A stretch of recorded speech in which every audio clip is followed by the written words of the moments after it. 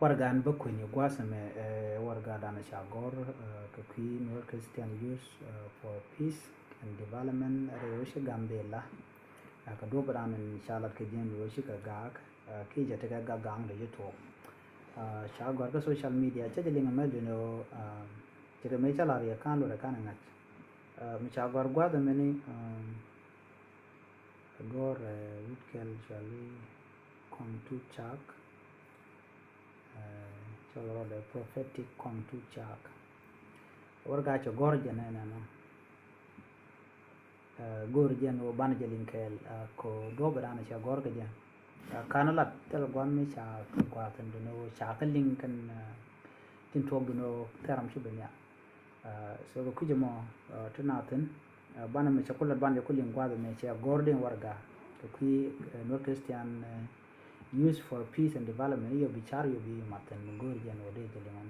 maniam gor kono duo bede kone kon ger ke ja janda na gode la inte mi je to gone jano ban je la tra bor gambe chu kwenye bi ai chuli ngwa jeni nana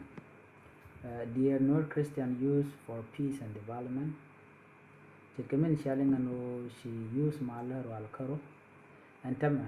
che shop ko sharo din jen ne katjen tibayen ay lo yana shet ke kwichin te misor kan lo alten kan neta che kwer use ni misor dak na jen ka kwiro la ni je to bare lo akot men jok ne me she chong no de yerwal ka kwi kwam ni te la nyen lo akos ko men mad ye dun kos ka kwichama palaro ika dul kos kan mut ka gor kan realika magwalong pe nur community ko shakalin ajek ajen munonga gangni kana dak mudi raidan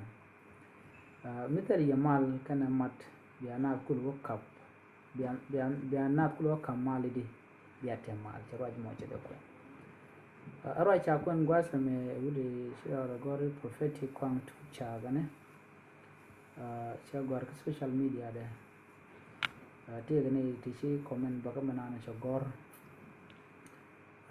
tegane ti la da bono jin shide ura shide nan ka media shide gode jelin ko jene dun ko taade gorno de gwar ko online kon wor baran ko le gerde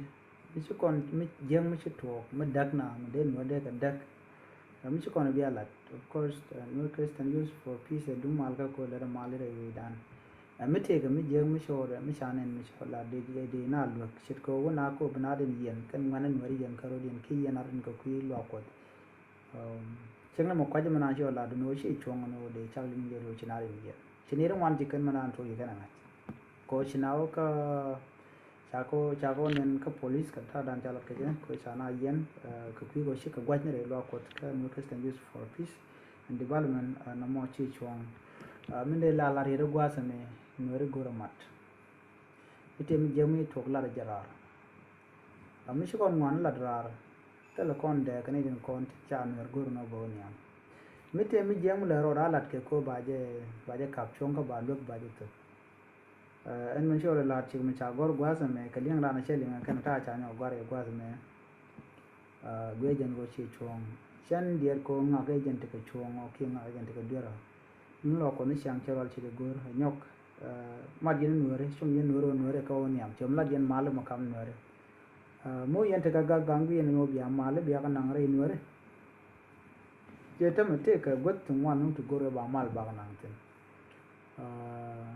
which kanasir ke ko lang kanti lang gore de mal de nang tin win watun wan gorun ba mal ba nang tin ana kuma yano te ga gang kam kun gene no bi malam be chuban gwasa mi re winan kontinent noro dinten ko gwa ka dob dan de kan te ka mat ke je ke de ta mal ga je che de tok ko yene kula gang ne yene ka rodun ana loge dun ka rodun sha te ka mat na mo run